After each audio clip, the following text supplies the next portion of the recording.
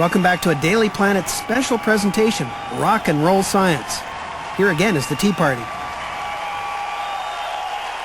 This is Paul Silver.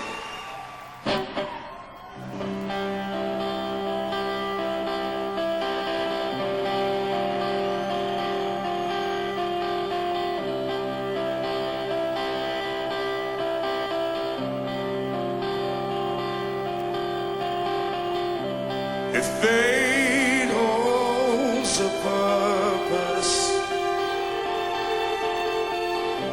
if ill fate will lend a hand, it saves face that deserts you, it deals grace from underhand.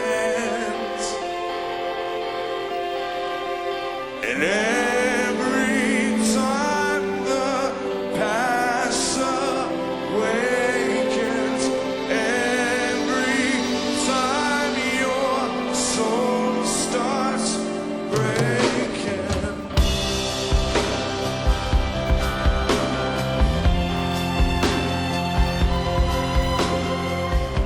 You can't stand. Sad songs tend to be characterized, and I'm talking about the elements of music that seem to transcend cultural boundaries, but they tend to be characterized by a larger amount of dissonance.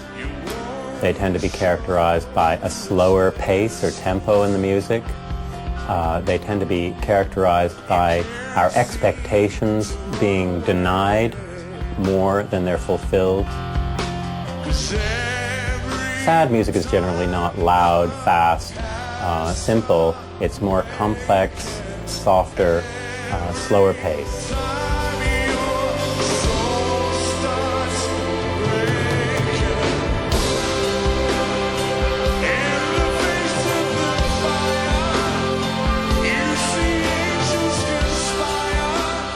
Public concerts like this one were unknown centuries ago. Then, musical performance was only for the rich and the elite.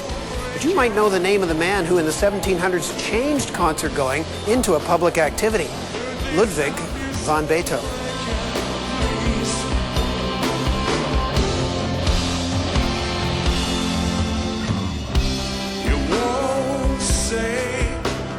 Rock concerts and rock and roll music, popular music in general, has increasingly replaced what church used to do for a lot of people. I don't want to offend anybody when I say this, but rock concerts are places where rituals happen, where people can bond as a community, where emotional catharsis takes place.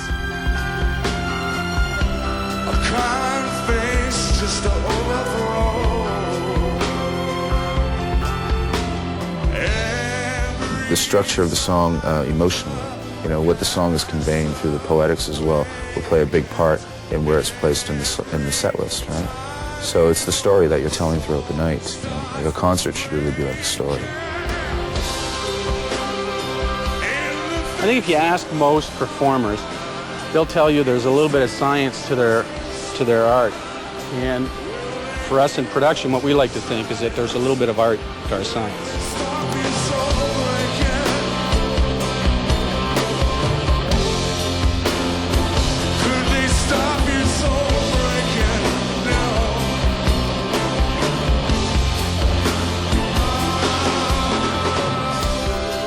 On a show day, I'll tune them when I come in, and I'll tune them again in the afternoon, and then again right before they're played. And you'll notice that depending on the temperature, they'll be constantly changing.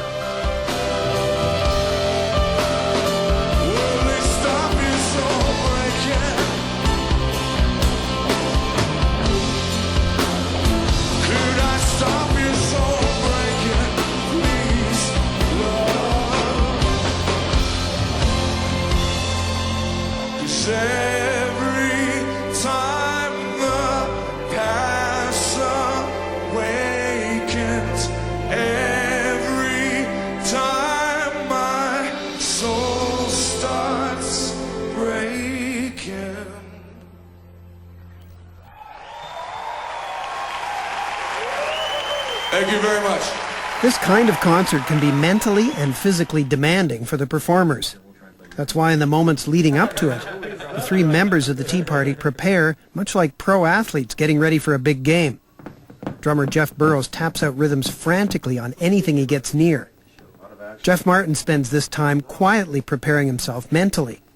And bassist Stuart Chatwood tries to relieve some of the tension. Was I too early with Inanna, the thing? Because you cued me and I believe... This is also the last chance for the band and the conductor to work out any last-minute issues from a long day of rehearsal. It seemed to me that I was about to go.